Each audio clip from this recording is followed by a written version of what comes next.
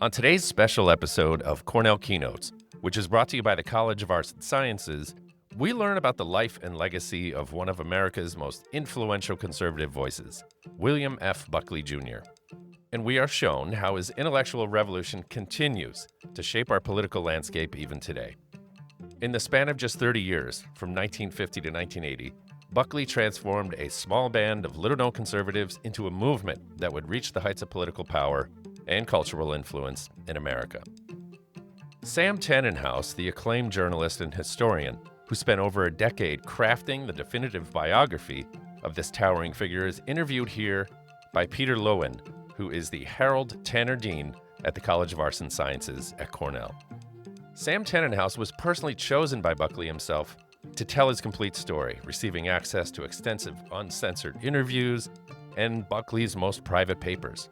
The result is Buckley, The Life and the Revolution, which published in June of 2025, which already has sparked wide and intense debate about conservative thought and its evolution.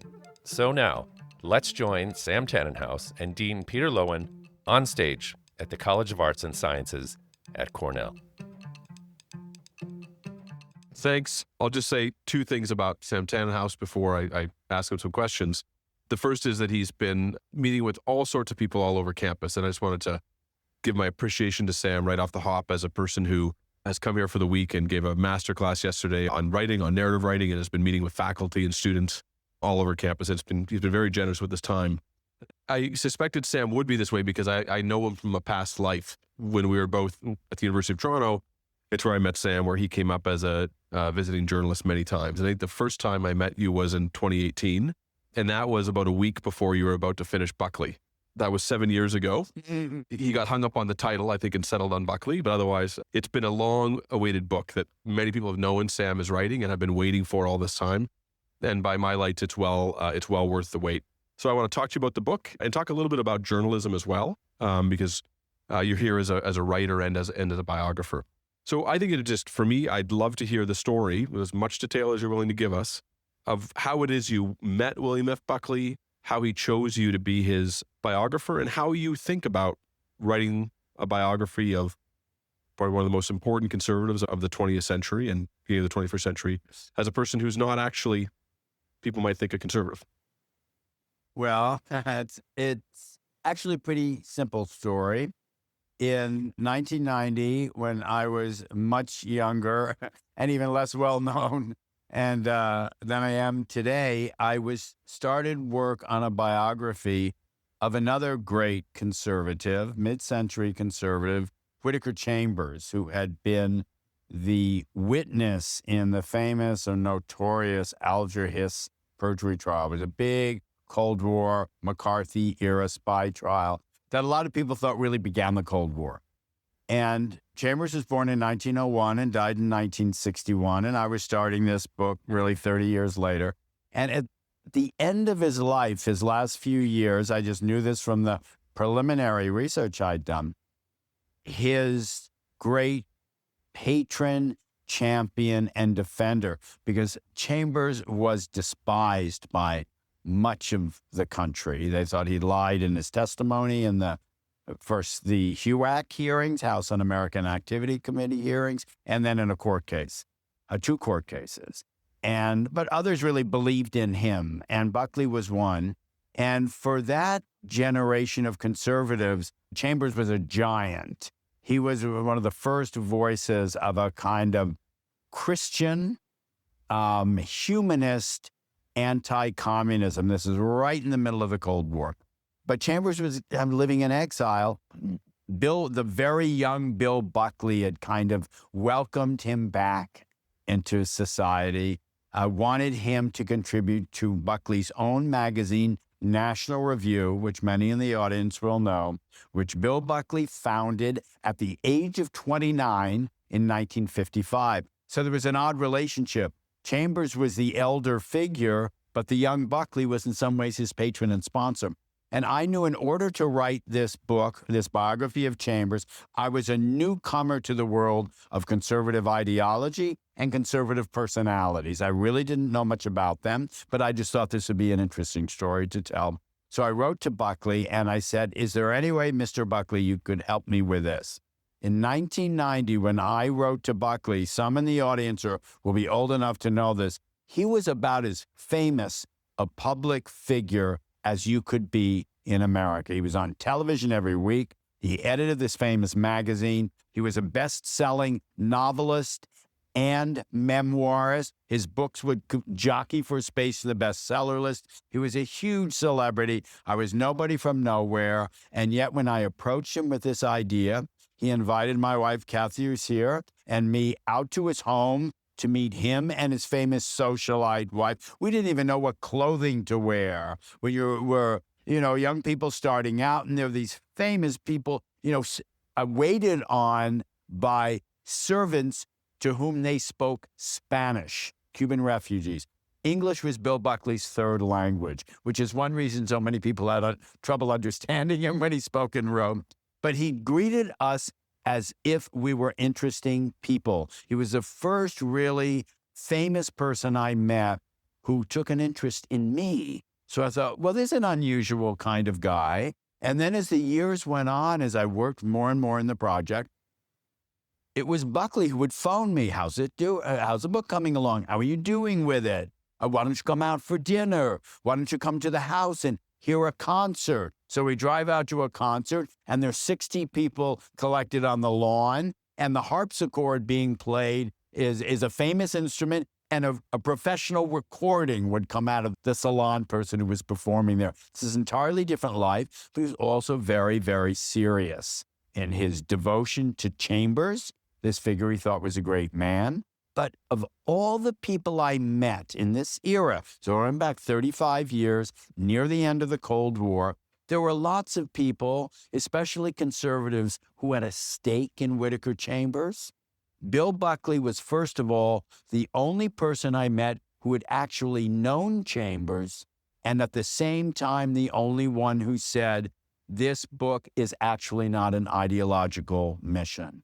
It's actually about you as a writer trying to write a good biography. And for a young person starting out, all the students, I'm amazed to see so many here. First of all, I've met about half of you by now, but some of the others, I know you've got prelims, you've got midterm exams, and for some people who are here anyway, thanks for coming.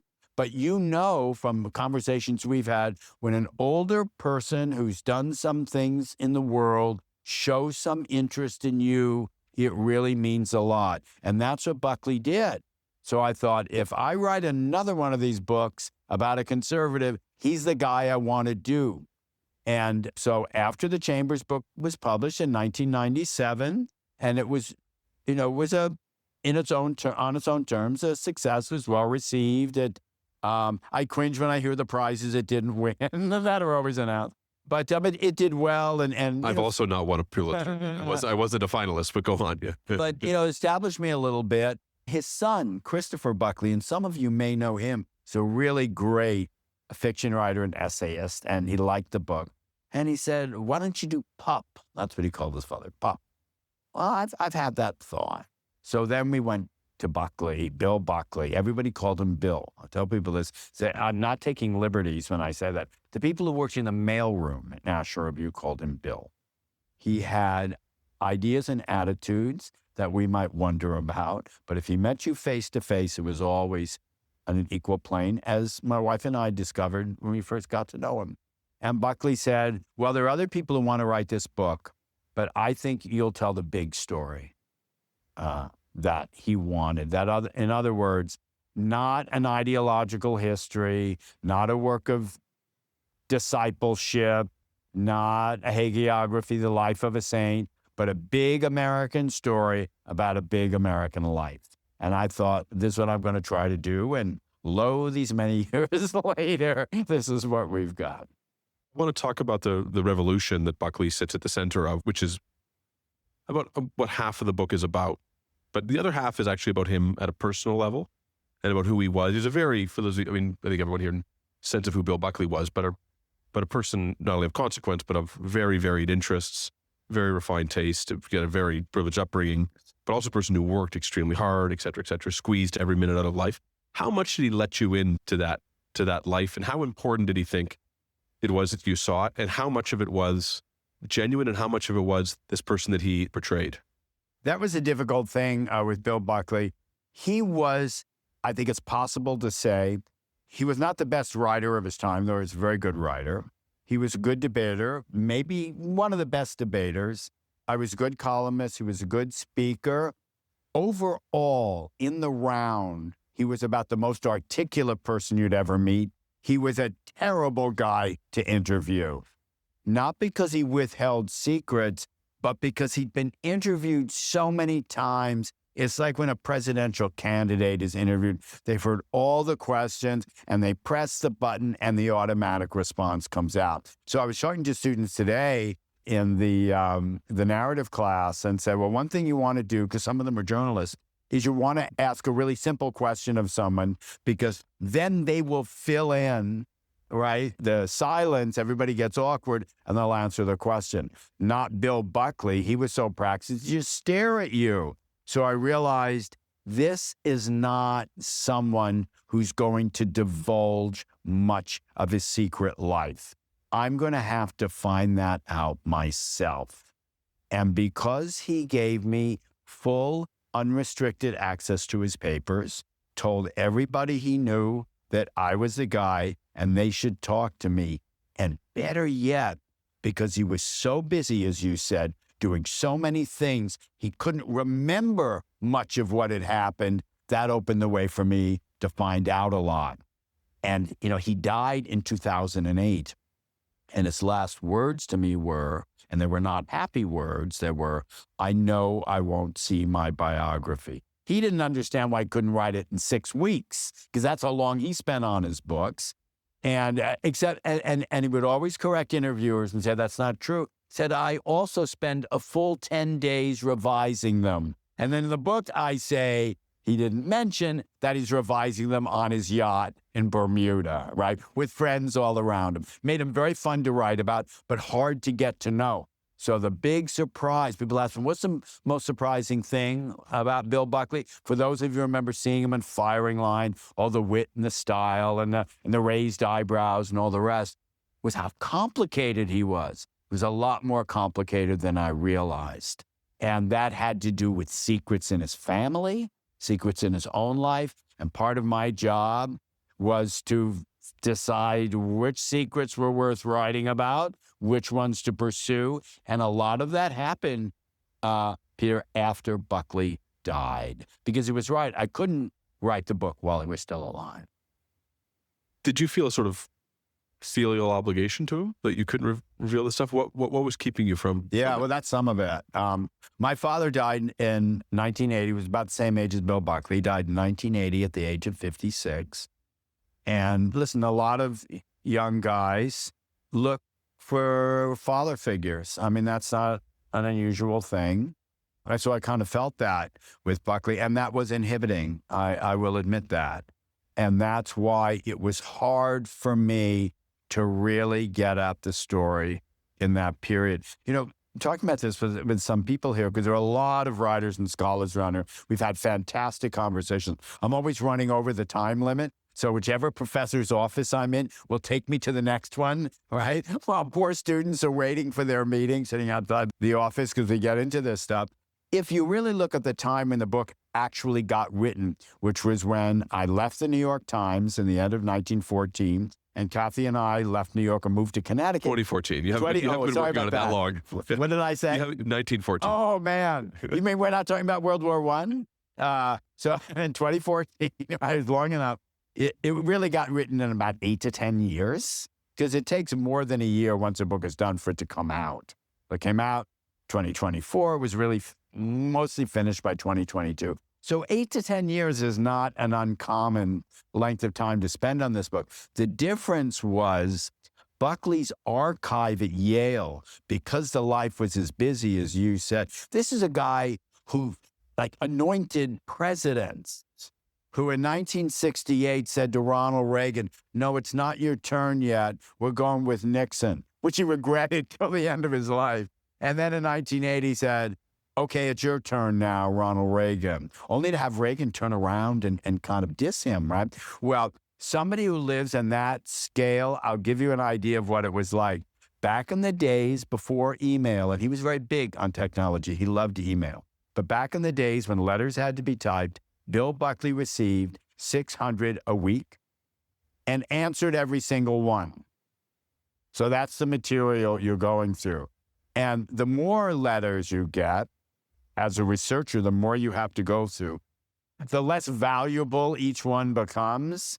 And so a lot of time is spent just sifting through all that stuff. And that took time. You have to navigate your way through it. You're searching for a story, which may seem odd. Somebody's life, one thing happens after the next. Where's the story? Well, if you just recite the facts of somebody's life, it doesn't make for much of a narrative. So I define where I thought the threads of the story were and try to tug on them and take the reader along with me. Was he fundamentally contradictory, or could you find the reconciliation of his life the more you got into it? I mean, did he become more complicated or less the more you dug into his life? More complicated. And no, you cannot reconcile the different sides of him. And people who've read the book will come to me and say, well, Buckley seemed like such a great guy, seemed like such a warm friend.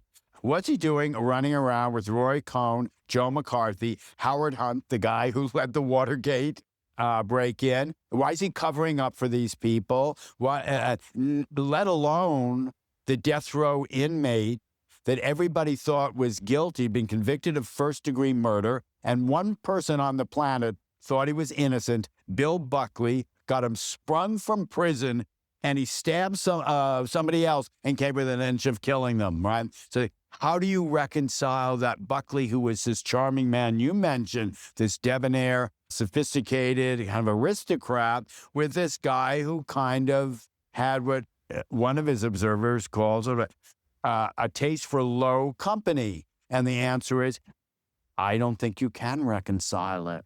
We all have different sides. There's dark and light to us. We're driven by different motives. That's why as a biographer, and I've talked about this with writers here, both young and established writers on campus, you can't answer all the questions. And the best you can do is try to give the most accurate account of what somebody did and maybe what they said they were thinking, but not what the secret motives were. You let a reader try to figure out who the person is. My inspiration, a lot of people in this room now know because I've talked to them, are novelists, the great novelists, the great 19th century novelists, the Tolstoys and writers like that, who bring people to life by showing their complexity.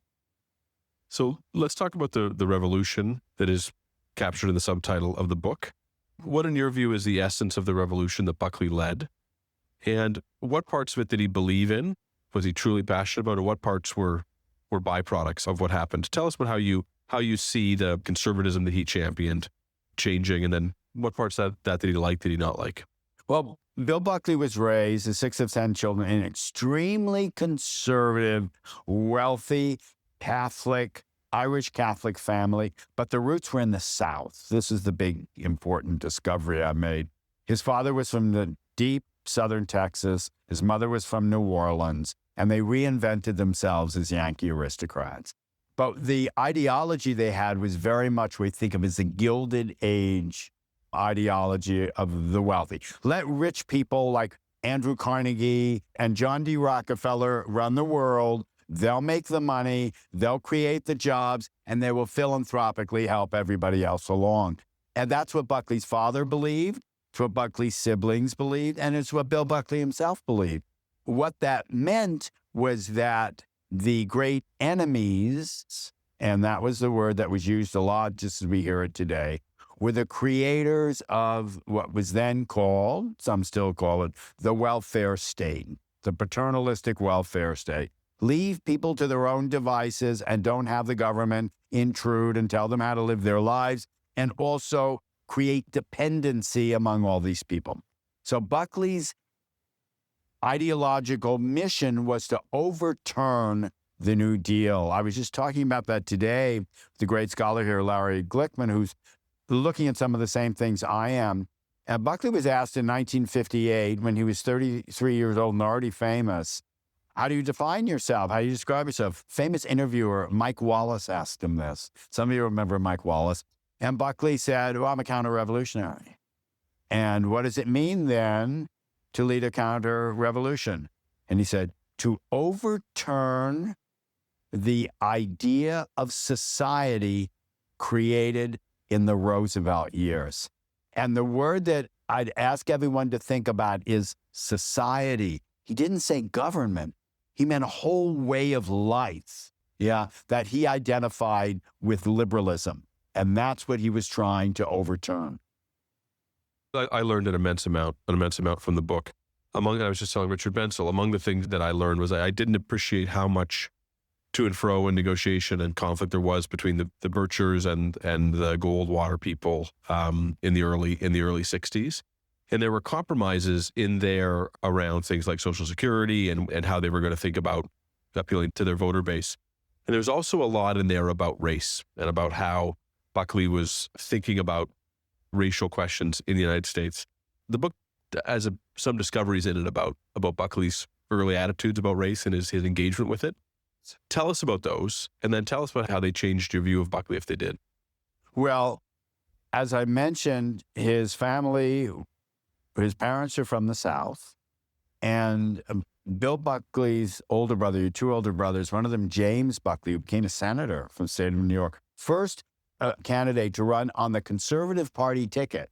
And Bill Buckley created the Conservative Party in New York. It was one of the many things he did.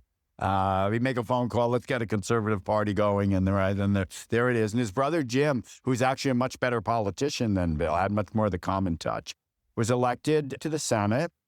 And it was Jim Buckley, who died recently at the age of 101, I think, who told me, we were culturally Southern.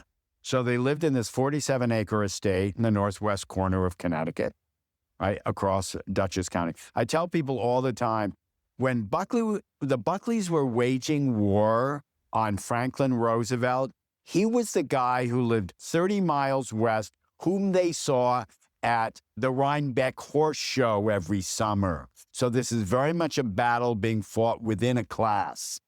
But the Buckleys had this Southern side. And his mother, Aloise Steiner, who German-Swiss from New Orleans, really pined for the South, not least because all the Protestant matrons in Litchfield County, Connecticut, snubbed her. I mean, these were the days where you actually get a calling card with the corner turned down, which meant don't bother knocking on my door because the Buckleys worshipped at the wrong church, the Catholic Church. So they wanted, Aloise, Mimi, they called her, wanted a second home in the South. So the father found a place for her in South Carolina, a beautiful antebellum mansion, which Kathy and I visited and spend time there going through archives and interviewing people. And what we discovered was that in the archive of Camden, South Carolina, which is a very small city, kind of mid-state Carolina, near Columbia, South Carolina, was that the Buckleys, during the peak period of massive resistance to the Brown versus School Board decision, had financed a segregationist newspaper. A segregationist newspaper in 1956, when they did it, meant headlines like communists supporting race mixing to dilute the ethnic purity of Americans. That's the kind of stuff that was being published, and nobody knew the Buckley family was doing this except in the South. So if you read the Charleston Courier News, they would praise the Buckleys for supporting this newspaper. It shows you how far our media and culture have come that in New York, nobody knew about it. And the Buckleys never talked about it. So there's a question where if I had asked Bill Buckley when he was alive, what about that segregationist newspaper? He might well have said, thank you very much, and now we're going to find another biographer. Or he might have said, I don't remember it. You tell me about it. I don't have an answer to that, which he would have said. So that meant that those racial attitudes, Bill Buckley was the first to see could be imported into the conservative movement and combined with the Republican Party opposition to centralized government. States' rights they could become the basis of a new counter-revolutionary politics. And that emerged in the 1950s, and Buckley himself became the leader of that. 10 or 15 years before Nixon's so-called Southern strategy. Well before the Southern strategy. In fact, it was Buckley's father, who was a really brilliant and kind of monstrous figure, who was the first to see as early as 1948, when some people in this room, like Professor Bensel, will know very well, a Southerner ran on an independent ticket. There were 4 candidates for president, and Bill Buckley was worried about the communists. His father was saying the segregationists might have the answer to where the new politics was, and then the son caught up with him, and that became the new politics, much of which happened in South Carolina. So Buckley knew all the figures who were dominating that politics, and when the breakthrough came, really began in as early as 1960, it was in South Carolina, and Buckley was helped making it happen. A lot of the book is about Buckley's Catholicism, which is genuine. Talk about that. For many will know a lot about it, but talk about his Catholicism, if you don't mind, and how it helped you understand him. And then if you don't mind, thinking about how it weaves in to the changing conservative revolution in the United States. And it's remarkable to me today how much Catholicism and Catholic thought is in discourse with modern conservatism in the United States. So can you just tell us about how that from his birth all the way through to the end mattered for his life and for the revolution? The Buckleys were, all of them, absolutely devout Catholics. That's how they were raised. His mother was a daily communicant. And for those of you who don't know what it means someone who goes to Mass every day of the week. His father was absolutely a devout Catholic. In fact, one reason the family saw themselves as aristocrats was that their idea of Catholicism was formed when the father, who had grown up poor in a small town in southern Texas, made his first fortune in Mexico. He spoke perfectly fluent Spanish, the father, because the area he came from, Duval County, was 80% to 90% Tejano, as we now say. So if you were a Catholic white guy growing up there and you're going to church, that's who surrounds you. So the Buckley family in Connecticut, when they went to Mass on Sunday, all the household servants, including Latino servants and Black servants, if they were Catholic, they all piled into the cars and went off to church together. That's the Catholic view of equality, right? There may be some social differences. You have to sit over there, and you have to sit over there, and we've got a not very good school to send your kid to, but in the eyes of God, we're all the same, so we will worship together. And what that did, though, it's very easy to mock it, but what it did also was to create a sense of personal charity and obligation. So the other side I found to the Buckleys in South Carolina was we were able to find one person to interview, a man then 80, now 90, who with his 10 siblings and their father, a Black family in segregated South Carolina, worked for the Buckleys and absolutely worshiped them. Because compared to all the other white people in the South, the Buckleys paid better wages. When the winter season ended, the father would find other work for the family. If no work was to be found, he paid them out of his own savings or brought them up to Connecticut. Somebody I interviewed, a friend of Buckley's, told me, describing what the Buckley colony in Sharon, Connecticut, Northwest Connecticut was like. You have to keep in mind, you have a family of 10 children, 2 parents, and about 24 household servants or people working the lawns, right? 47 acres. He said it would take Tom Wolfe to describe that scene. White jacketed butlers. It was almost something that was unreal. And we saw a little bit of it just when we went to see him in his much more modest home in Stamford, Connecticut, where you heard Spanish being spoken to the servants and such. Well, that sense of charity and obligation was one the Buckleys really took seriously. So they might support segregated schools, but the father would pay for the siblings of the man we interviewed to go to historically Black colleges and universities. He'd pay out of his own pocket. And that was the idea then of the progressive white Southerner. So Buckley saw his attitudes as being very humane, and in many ways they were. So that's the complication for a writer. Anybody who likes telling stories, there is no better material than this to work with. It's like the material Toni Morrison would work with, right? Or Faulkner. Is all this mix of like racial differences and people who can talk to each other, but across these barriers of social and ideological difference. So it made him all the more interesting to me. And so people will tell me, how could you keep writing about Buckley when he was doing and believing all these terrible things? And I would just tell them, this is, I guess, the ruthlessness of the writer. I just think it makes a better story. It also tells you more what life was like back then. And we understand how far we need to go today. We understand it better when we realize the place we started from,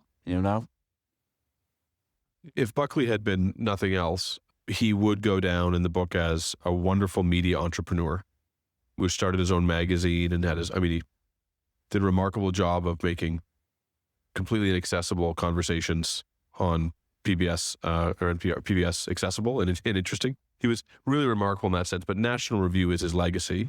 And tell me what you learned about National Review that you didn't know before, and how should we understand it as the vehicle through which he not only kind of prosecuted his arguments, but brought up whole generations of people in the conservative movements? I had not realized anybody who does this kind of work, which is biography or history, knows you start with a timeline, right? So you have to know in what sequence things happen. That's why when I talk about people, I always give their year of birth and year of death. So National Review was born in the fall of 1955, but it was first formulated, Buckley and a few elder colleagues. Buckley was the young star, the only charismatic young conservative in America.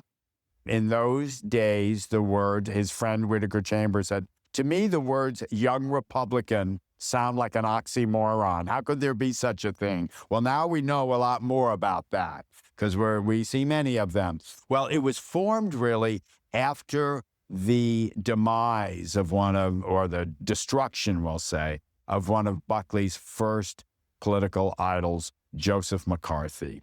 His very first was Charles Lindbergh, the leader of the America First Committee. Those of you who are hearing America First now, in my book, you'll see what it all came out of. Buckley was a teenage member of the America First Committee, which opposed intervention in World War II. McCarthy was his next political hero, and that was in the 1950s, and most people are generally familiar with the Joseph McCarthy story. Buckley was his most articulate champion and defender.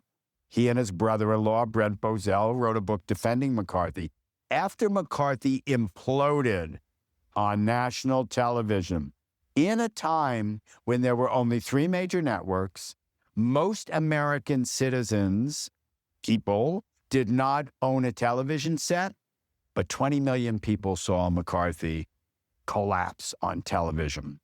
So Buckley's conclusion from that was it was a failure of media, that the media directed the story and the conservatives, they stated the terms of debate and they carried the debate on, and conservatives were powerless against it.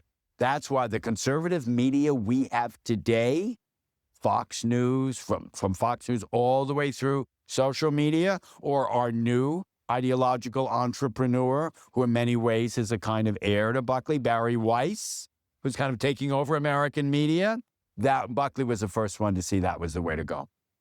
That political debates are really cultural debates. Remember I mentioned Roosevelt's society, right? Not government. Once you're talking about society, you're really talking about people interacting in their regular lives. That's why Buckley's first book was an attack on Yale, his alma mater.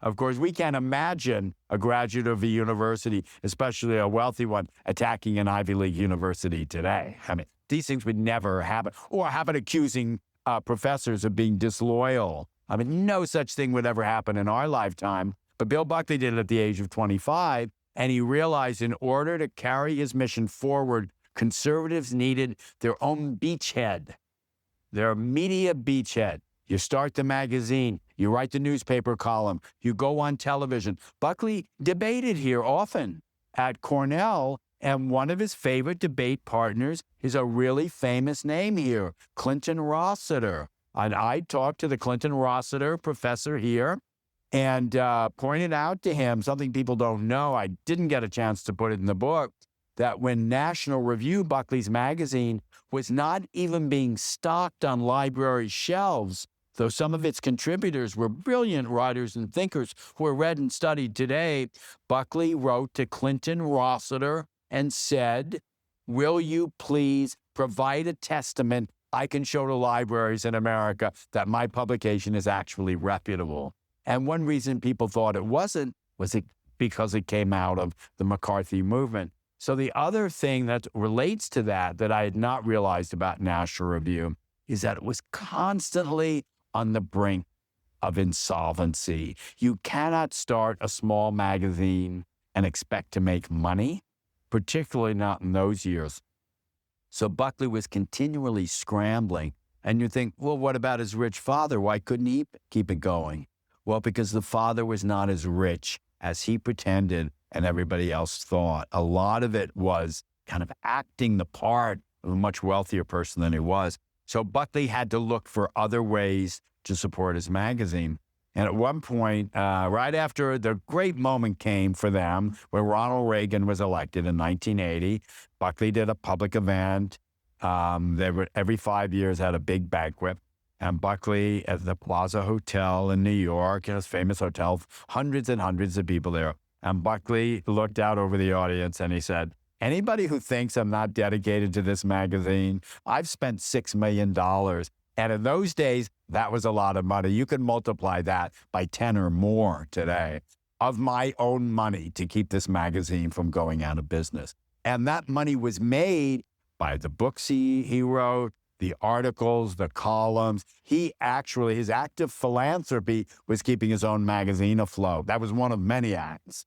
So he was kind of a one-man show in that way. There was not the infrastructure, but he helped create it. And I think that's actually his biggest legacy. I mean, my sense is when you look through the roster of conservative writers and then a much actually larger set of respected writers in America today and from one generation before, the number that went through the National Review is outsized. So clearly something happens there when you went into it. I want to ask you one more question, then I want to hear questions from the audience, especially from our students. But to how to say this. So the book spends an outsized amount of time at the beginning of his life, maybe not outside, but the focus on the book is the beginning of his life, and then the period all the way up through to Reagan's election, really. And the last part of it, in some sense, you speed through. And when I read it, it was interesting to me, but it also seemed to me that it was appropriate to the degree that the conservative movement looked less and less like Buckley's movement as it went along. And he sort of slowly, which is remarkable for him, kind of just faded into the background. You were as likely to see him on Charlie Rose as you were on Fox News, right? What's your sense if you could have one more interview with Buckley and you could ask him about what he thinks of conservatism today, what would he say about it? Yeah. It's the great unanswerable question, and we talked about it in his dead, but partly because he's dead. But in his last years, he was quite alienated from a lot of the movement. It's something that has thrown some interviewers off, not Peter, but some television interviewers. When I tell them that Buckley saw the movement as one that could be a kind of wage in terms of culture, they think I mean he was a culture warrior, but he wasn't so much. His idea really was ideological. You know, Professor Bensel back here knows that Buckley went through many phases, some of them involving libertarianism. He was at heart a kind of libertarianism. Once the Cold War ended, he became a libertarian again. Well, a lot of people on the right were doing the culture wars, and Buckley didn't really understand that. His idea of a culture war was, well, I'm going to write a better editorial in National Review than the other side is going to write in The Nation magazine. That's his idea of a culture war. It's not going after people because of their private lives and all the rest. So that didn't make sense to him. Also, the great cause in his life had been defeating global communism. And there were probably two great figures alive who thought that could happen. One was Alexander Solzhenitsyn, and the other was Buckley. Buckley really thought it would happen. He was an optimist, and it did happen. So I remember talking to him about this near the end of his life, and I said, well, Bill, how does it feel? Your side won. The Cold War is over. You did it. And he said, oh, that wasn't me. That just happened. It's other people. He never had an outside sense of his own importance. One way I describe the trajectory in the book, which is a lot about his youth and formative years and less about the end, is, you're right, Peter, he did begin to withdraw, but it's also because I don't write or don't think of what I do as being a conventional, a cradle-to-grave biography. I think of it more as a kind of moral drama. So again, more like a novel. When Buckley's really engaged in the world, then he's at his largest. And when he moves on, or the world moves on, and one of the big finds I made, it was a little shocking to me, was how his protege, Ronald Reagan, very coldly kind of sent Buckley packing, which might surprise those of us who remember Reagan. First, because he was so genial, and you don't think of him as being kind of egotistical in that way, but he was. He and Buckley were rivals as much as they were friends. They were competing for that market, and Reagan was president. Buckley'd gotten him elected. He didn't need Buckley anymore, and he wanted him to move beyond him. That was very hurtful to Buckley, but he always kept it to himself. If you were raised the way he was, you didn't complain about those things. You kept them to yourself, and you were a team player. And the last thing I'll say about that is, anybody here interested, like, in the story of the Beatles? Does anybody like to read about them and their lives? I do. And what I want to know about is what John Lennon and Paul McCartney were like when they were 14 years old, when they were nobody, and they're creating the music. Once they become multi-zillionaires and they're celebrities, they're not that interesting to me anymore. There are a lot of rich, famous people out in the world, and as a writer, that doesn't engage my interest. But the young Buckley, who took Yale by storm, who when he's 25 is changing the political debate, he's involved with all these nefarious characters. As a writer, I'm more interested in that. And that's one reason the book took the shape it did. Who's got questions for Sam? Wow, I bored them into total silence. Here we go. The floodgates will open. Here we go. I was just curious if you could speak on Buckley's relationship to E. Howard Hunt and his response to the Watergate scandal. Yeah, that's one of my favorite parts of the story.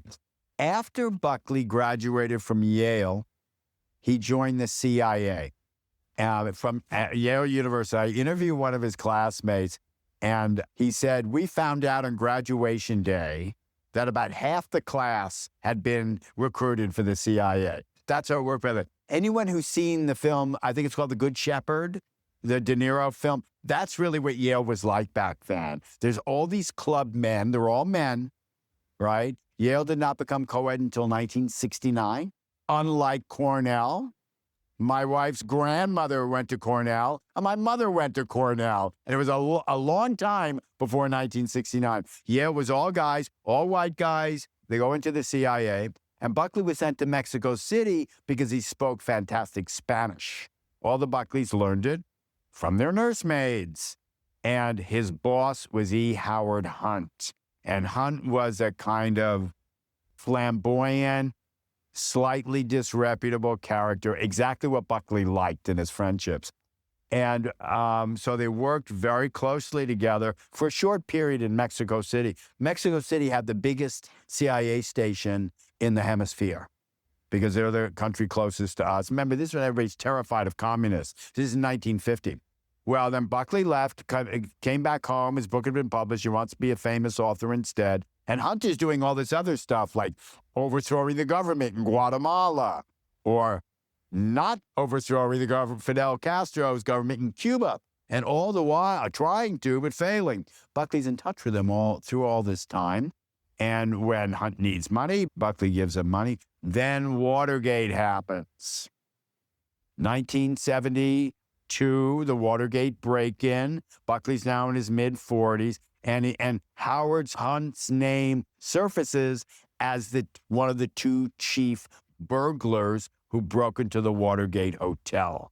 And Buckley notices his friend Howard Hunt has gotten really silent about this. And Buckley's unhappy about it because he knows Hunt has broken the law. What he wants Hunt to do is explain to the world how he did it in the name of patriotism and anti-communism, and then maybe they can all feel better about that. And nothing happens until December of 1972, when there's a plane crash outside Chicago, and Hunt's wife, now widow, is killed, and she's ferrying Watergate cash to the burglars. Hunt then tracks down Bill Buckley and makes a full confession. He tells him everything. So for those of you who are familiar with the Watergate story, that means in the end of 1972, Bill Buckley knew more about Watergate than Woodward and Bernstein, and didn't say a word to anybody because he didn't want his friend Howard Hunt to get in trouble. And that's where you get that weird thing with the friendship, the loyalty. Doesn't he owe it to the country to tell them what he knows? This is pretty close to a coup. Watergate, Buckley's not saying anything. He's really twisted up and tormented about it. So what I discovered, no one else had ever seen this before, because you have to read through Bill Buckley's many writings to pick it up. He would drop these little hints now and again.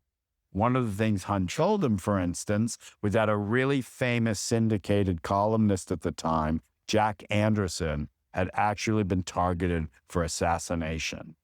And Buckley knew this, and he knew Jack Anderson and didn't tell him this, that they actually were thinking of killing you. And he knows all this stuff. He doesn't know what to do about it. And in my interpretation of Buckley, the moral drama, that's when he started going down a darker path. Because at that point, his loyalty to his friend, to the Republican President Nixon, to the movement that put him in office. Nixon was the first true card-carrying Republican elected president since Herbert Hoover in 1928. Dwight Eisenhower was kind of an ideological cipher. He's the candidate you choose because he's electable. We know how that usually turns out, but in Eisenhower's case, he won.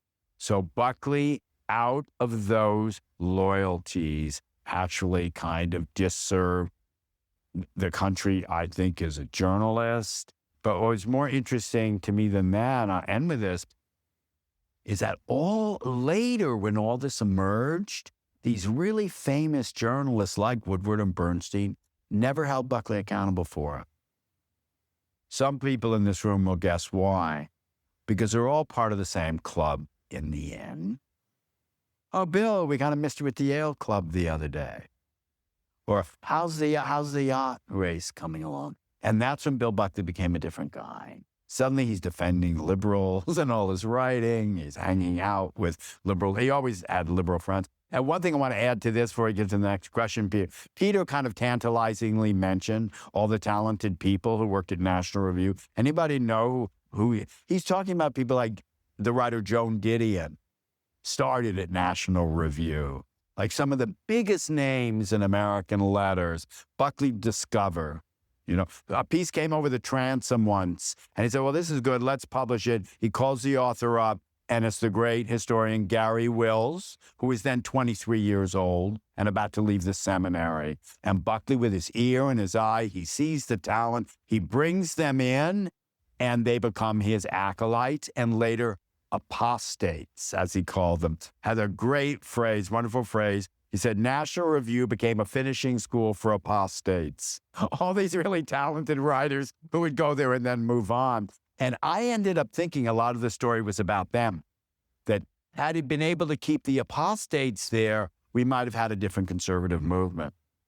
How did you, we'll go in a sec, but I just want to follow up. How did you broach his behavior, his choices over Watergate with him? I didn't, and I really regret it.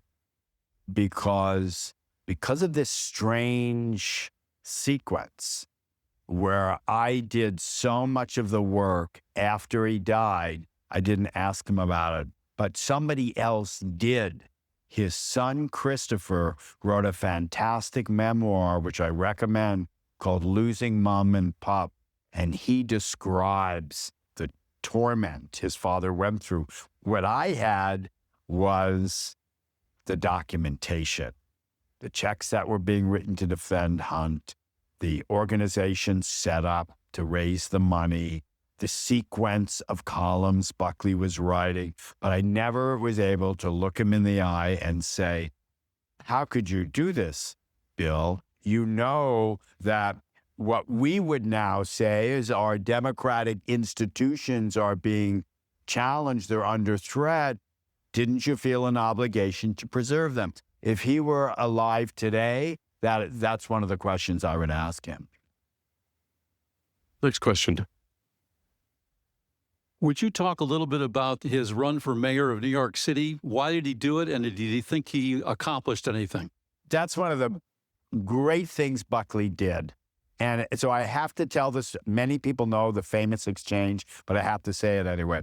So Buckley decided to run for mayor in 1965 because Barry Goldwater, whom he had been instrumental in getting the nomination in 1964, was absolutely devastated in a landslide defeat to Lyndon Johnson, and the conservative movement looked finished. And people who were watching the movement thought the only guy left who could really keep it going was Buckley himself. And somebody I interviewed, Pat Buchanan, remember him? He told me Bill Buckley was all we had back then. Nobody else was taken seriously. There was a guy in California Buckley had his eye on who was going to run for governor soon, Ronald Reagan, who looked pretty good, but he hadn't gotten there yet. So Buckley decided, since he had created this conservative party, he would run for mayor and not expect to win. Now, Buckley was kind of a man about town in Manhattan, and a lot of his friends were these, very successful liberal writers, people like Joan Didion or his good friend Norman Mailer. And he didn't want them to think he was deluded enough to think he could actually win this thing. So he treated it almost as a kind of joke or entertainment. So the famous exchange came at his second press conference when a reporter said, it was very entertaining in his press conferences. Donald Trump can be in one way, Buckley was in another way. It was like listening to Noel Coward, a great wit. So somebody said to him, Mr. Buckley, what are you going to do if you win? And Buckley said, demand a recount. And what I found out about that very witty line of his was that he'd scripted it in advance, and because he thought it was hilarious. He could never pass up a good joke. And the people around him pleaded with him not to say it because it would turn the campaign into a kind of joke. The genius Buckley had was he realized in this terrible time of dispute over the Vietnam War, the country's divided. There's a lot of racial polarization. The civil rights movement, which he's beginning to come around on a little bit, is now moving up to the north, where it takes on a different kind of aspect of disputes over housing and schools and all these other things. And it's a very fraught, dangerous time. People are nervous. And Buckley thinks it's not the worst moment just to lighten up a little bit and treat it all as something that's maybe not so serious. You know who's a little bit like him as a candidate for mayor of New York? Right now, some people could guess who it is. It's Mom Donnie. You do these funny videos and people are amused by them and say, do you really think you're going to do these crazy things? And he says, I don't know, let's try them anyway. What we've done before hasn't worked yet, right? Let's do it. Buckley was a pioneer of that, of the campaign as a kind of spectacle, and you bring people in, right? So they would put them in these television debates because there was a newspaper strike, and Buckley just blew the opposition out of the water because he was so funny. The guy he was running against was a very handsome liberal Republican, John Lindsay, who was taken very seriously by the Republican establishment, even as a potential presidential candidate. Well, of course, he was a guy Buckley had known at Yale. That's the world we're living in. And Buckley figures he can puncture him and take him down. And that's what he thought he was going to do, but he didn't.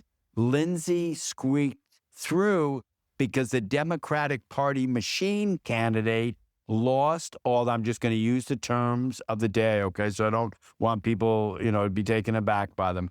The white ethnic vote, the blue-collar white ethnic vote in the outer boroughs started going to Buckley.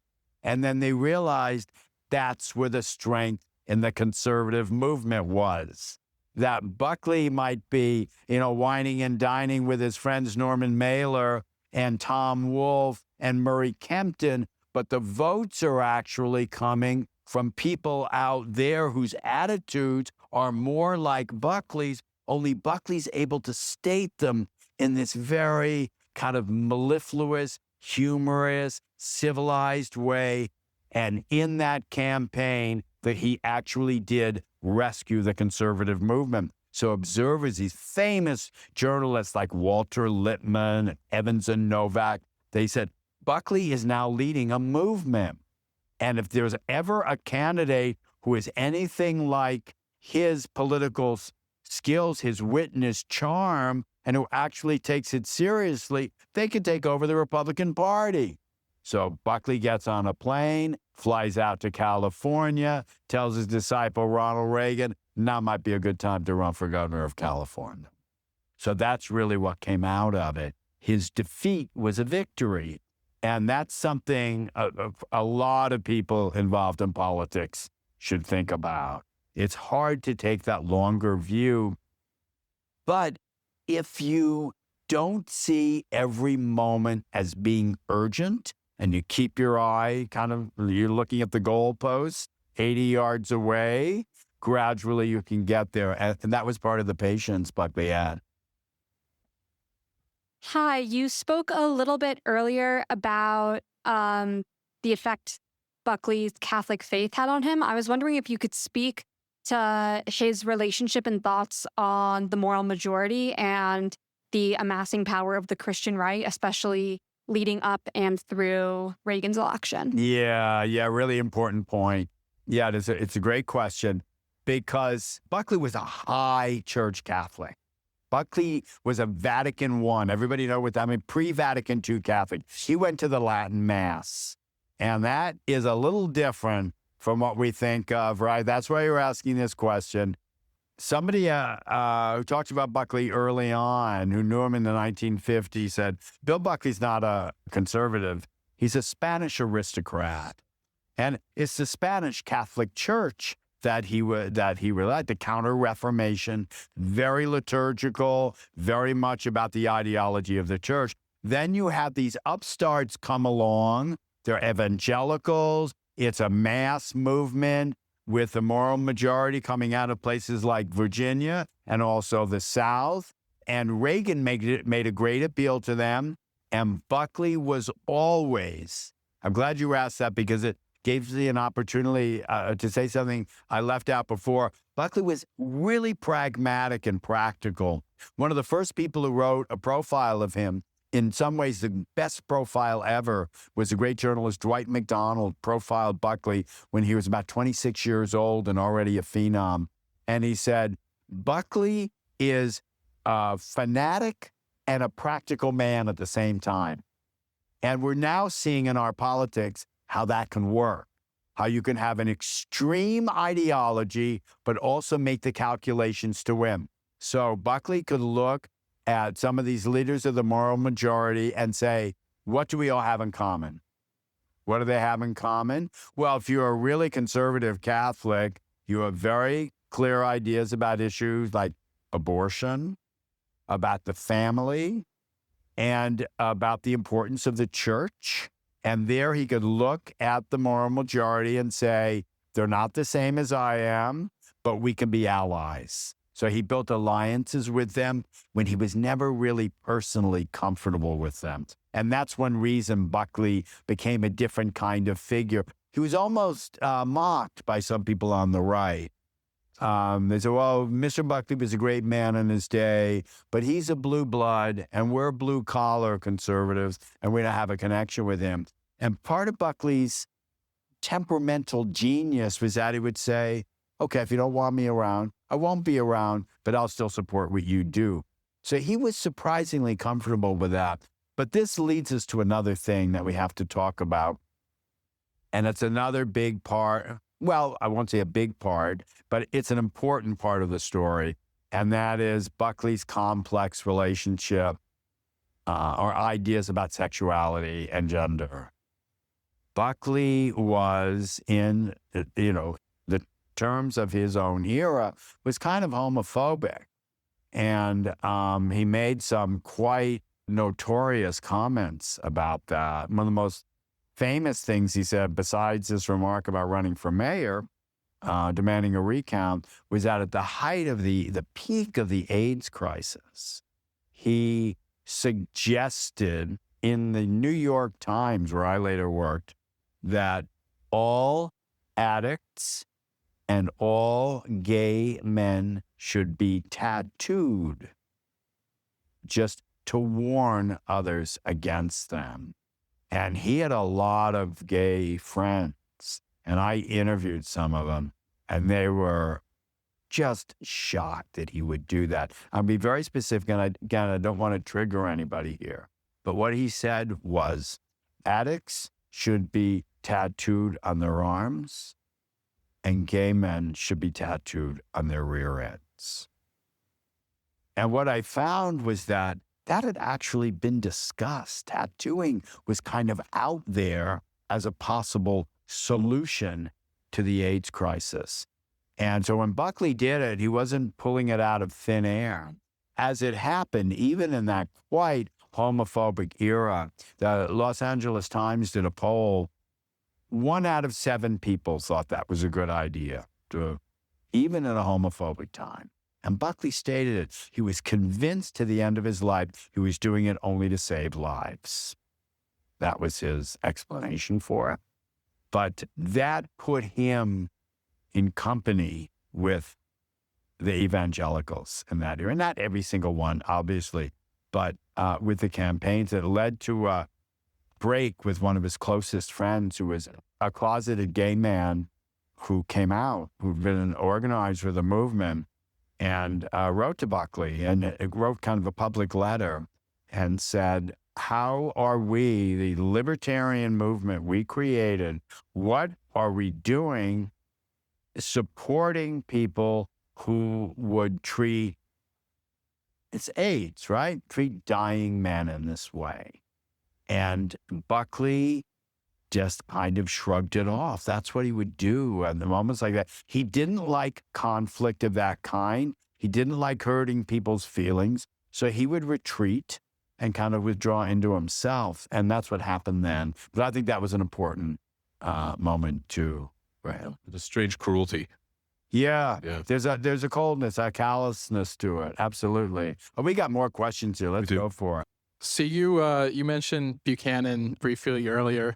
Can you talk about Buchanan obviously had a very different vision of the right, and he started to take a lot of the energy of the movement in the 90s. Can you talk about what Buckley thought of that and what his attitude towards that was? Yeah, Buckley had a very complicated relationship with Buchanan. Buchanan, as I mentioned before, had been a real admirer of Buckley when he was young. And in 1992, when Pat Buchanan first challenged Bill Buckley's Yale friend and fellow member of Skull and Bones and the Bohemian Grove, George H.W. Bush, who was the incumbent president, Buckley actually supported Buchanan in that challenge to him. At the same time, one of the last important things Buckley did was always doing some house cleaning or other. Peter mentioned earlier the John Birch Society, and they were kind of like MAGA before there was MAGA.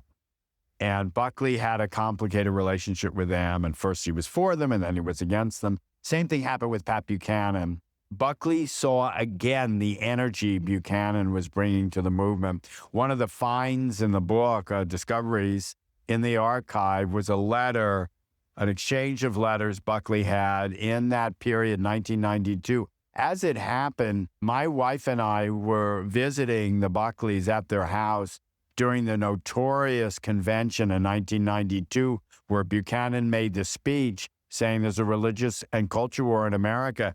And I said, Bill, well, what do you think of that? And at this point, I'm writing about the present moment. So you can see in the notes, I'm interviewing him in person. And he said, I like it. And why do you like it? He goes after the other side. Also, he said, I agree with a lot of what Buchanan says. I wouldn't say it the same way. I'd use 11-syllable words instead of one-syllable words, but I'm on his side. I agree with him, and we need to keep those people in. So in a lot of ways, he actually liked Buchanan. Even I mentioned the house cleaning he did. That was the anti-Semitism had resurfaced. And one of the themes that winds through the book is the complex relationship with Jews Buckley had. Really, really complicated, including with me, his biographer.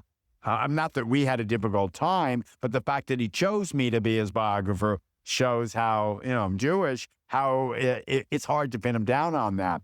But he liked Buchanan's energy and his humor. He found him very amusing. And sometimes Buchanan could be. My wife and I got to know Buchanan. It was absolutely great company. And I tell people this and they're shocked by it, but it's really true. A lot of people who disagree with him, Gary Wills is another. He said he's the most likable fanatic in America. You just can't help enjoying his company. And now in retrospect, I think we could actually use a little more of that, of people we would never think to agree with on anything, but could actually enjoy their company a bit. I think Ezra Klein, by the way, was trying to say that about Charlie Kirk. I'm not sure it was a big success, but I think that's what he was trying to say, that this is somebody you could actually have a conversation with. He might say terrible things about you and make really outrageous claims, but you didn't feel the threat of menace from him. Yeah. And that's what also happened with Buchanan once you got to know him. So so Buckley's relationship with him was a very interesting one. It's also was a feature of Buckley, right? The whole show, the whole premise of the show was extended conversations with people with whom you disagreed. Yeah. And in that way, elevate the conversation. So a lot of liberals who learned how to debate by watching Buckley do it. Yeah. Let's go right here. Good segue. I was hoping you could talk about how Buckley saw his political opponents as people, and what comes to mind is actually on ABC News in 1968 with his famous interviews with Gore Vidal, and what you make of that. Yeah, that was probably Buckley's lowest moment. One of the interesting things about Buckley is the general consensus, I think you'd say, was that Bill Buckley was probably the most accomplished debater of his time. And the two most famous debates he had, he lost. The first was to James Baldwin in Cambridge University. You can see that on YouTube. Buckley had no idea what hit him. It was a brilliant James Baldwin. He knew Baldwin was a great writer, by the way. That's that egalitarian thing with Buckley. He would never have said James Baldwin is not a great American writer. It's a guy that you would never hear now. Gore Vidal, he also respected. And so that was ABC News, just as you say, in the 1968 political conventions. And turn your mind back if you know this history at all. 1968 was the most violent year in American politics since the Civil War. There were two assassinations of American heroes. Robert F. Kennedy and Martin Luther King were assassinated within 6 weeks of each other in the peak of a political campaign. And before then, ABC News, which was, as my friend Frank Rich says, the budget rental of the three networks. There were only three networks back then, three major networks. So if CBS was Hertz and NBC was Avis, then ABC was budget rental. They had no money, and they had an idea that rather than do gavel-to-gavel coverage of the conventions, first the Republicans in Miami, and then the Democrats in Chicago, they would do just a 90-minute recap at the end of the day of what had gone on in the convention. And part of that recap would include a 15-minute conversation between Bill Buckley and a liberal of his choice. So Buckley was invited into ABC News. He's already famous now. He's his television program, Firing Line, which Peter's been talking about, and many people here in the audience are familiar with. And they said, well, Mr. Buckley, we're thinking of having a conservative and a liberal debate each other. Who do you think might make a good debate partner or opponent? Buckley said, well, there's my friend Norman Mailer. There's my friend Arthur Schlesinger Jr., the great historian. There's my friend John Kenneth Galbraith, the great economist. There's the great liberal politician, Allard Lowenstein. And they're starting to hear something here. They say, well, Mr. Buckley, is there anybody you don't want to debate? And he said, well, I really have a problem with Gore Vidal. They say, that's the guy. So they listened to the tapes, they watched the tapes, because he said, I've debated him in the past, and I've not enjoyed the outcome or the situation. And what happens is, if you watch them, and there's a film, right, called Best of Enemies, and you see these guys go at each other, they're weirdly similar. They have these elegant, like patrician profiles. They're both aristocratic seeming. In fact, some of Vidal's family came from Oklahoma and Buckley's from Texas. They're kind of pretending to be the aristocrats they aren't really. They're incredibly well-spoken and quick-witted. Anybody, by the way, who watch it, I used to do cable TV when I was at the Times. And when you're on with these people, you're watching these people who sound like blowhards, which they are. When you're in a studio with them, that's not what you're aware of. What you're aware of is how incredibly quick their minds are. They're coming at you constantly with all this stuff. And Vidal and Buckley were probably the fastest. They were probably the quickest wits in America at that time. And they were both really experienced on television. And, you know, Vidal had that famous comment. He said, there are two things you should never turn down in life. One is sex, and two is going on television. So he was ready to go. And Buckley underestimated Vidal, just as he did James Baldwin. Buckley thought, this is not a serious person. This is not John Kenneth Galbraith. This is not Arthur Schlesinger.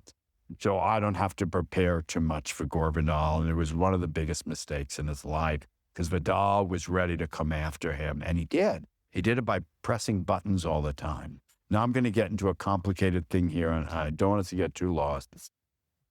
Vidal, probably most people here know, was gay. He was not, however, openly gay. That's a misnomer that's kicking around in the culture now because we're looking at the past through our eyes. In those years, if you said somebody, I'm going to use the language that was presented then. If you accused somebody of being gay, that was like accusing someone of being a communist. And if you didn't have the evidence, you've committed libel or slander. And Vidal was convinced. Vidal was gay, but was not open about it. He was convinced that Buckley, too, was secretly gay.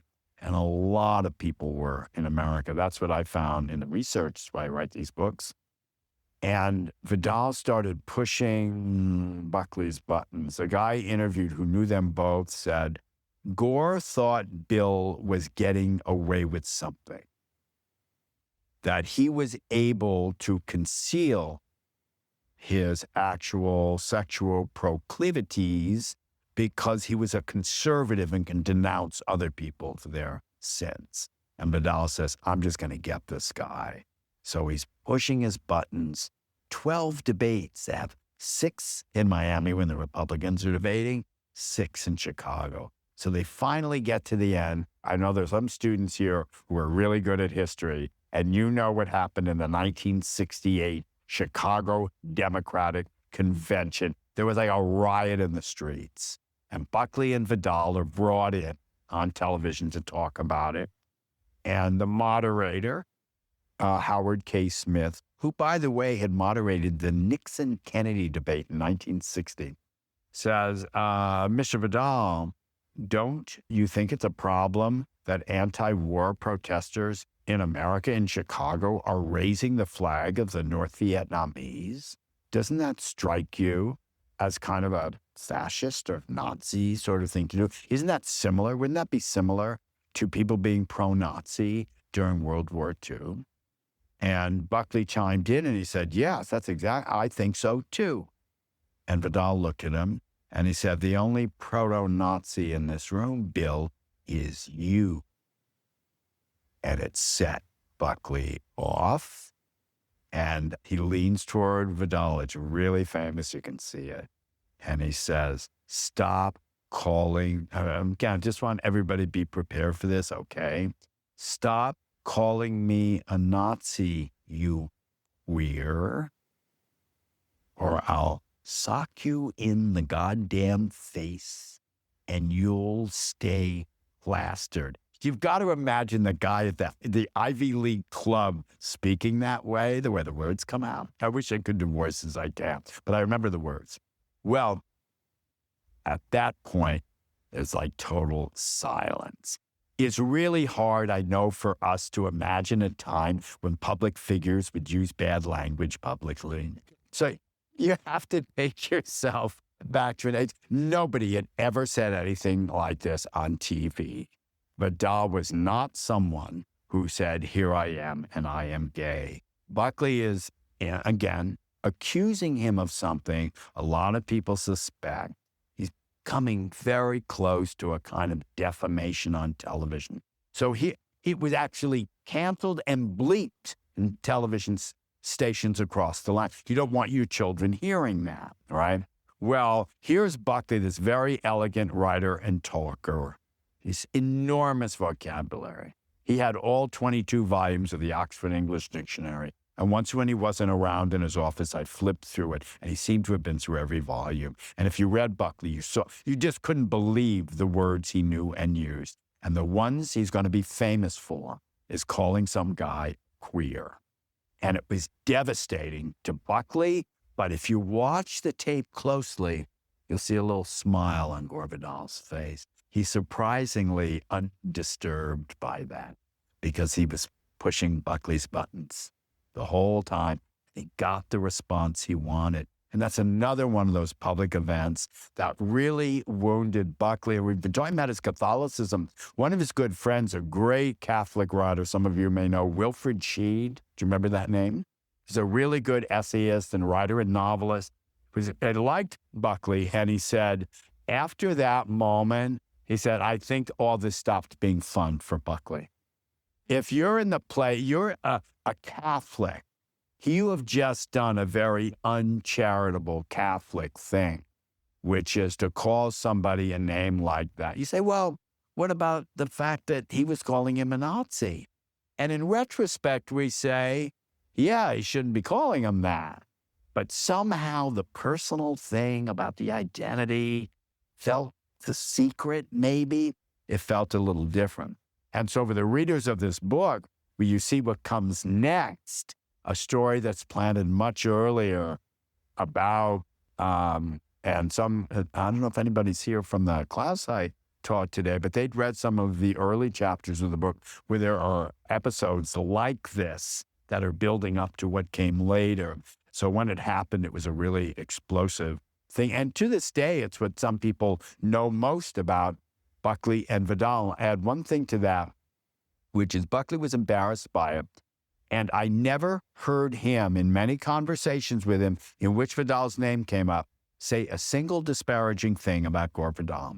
And another friend of mine, I was a protege of Buckley, said Buckley would tell him Gore Vidal's a brilliant writer. Then I had a conversation once with Gore Vidal's biographer, and he said Vidal never mentioned Buckley without disparaging him. And if you see the documentary, Best of Enemies, there was a great moment near the end where Vidal is doing a call-in radio show, and a guy calls in and says, Mr. Vidal, you won that debate, and you made Buckley look pretty bad. He said, but I think I like Buckley better than you. Because Buckley was speaking out of his emotions, and he lost his cool, and he lost his temper. But you're different. You're kind of maneuvering and manipulating people to get them to say the things you want. Well, you could say Bill Buckley did that many times in his life, too. But this was actually one moment where it was Buckley's emotion that surfaced. So it's a fascinating and important episode in media, in politics, and also in the change both made toward becoming much more aggressive with the sort of, I know we can't imagine name calling, so you just have to put yourself in perspective. It just became so common thereafter, and it just gets worse and worse. And Buckley, in some way, bears responsibility for that. I'll tell you something, and then we'll say thank you to Sam. And that's that when I invited Sam to come and join us at Cornell, he told me something which I didn't know at the time, which is that both of his parents went to Cornell. Sam didn't. But no one's perfect. But I think that you're Cornellian in spirit, and you've really placed yourself right at this campus in just the best way, giving so much of your time to students and this last 90 minutes to us. So it takes a long time to get to Ithaca, but it's always the place to end up. We're so glad you've been here. Join me in thanking Sam Tanenhaus, please. Thanks so much, Peter. A number of people have asked me, if your parents went to Cornell, why didn't you? And it's a really simple answer. I couldn't get in. Thank you very much. Yeah, that's pretty good. Thank you for listening to Cornell Keynotes. If you want to watch the video recording on YouTube of this event, just be sure to check the episode notes for the link. I want to thank you for listening, and as always, please subscribe to stay connected with Cornell Keynotes.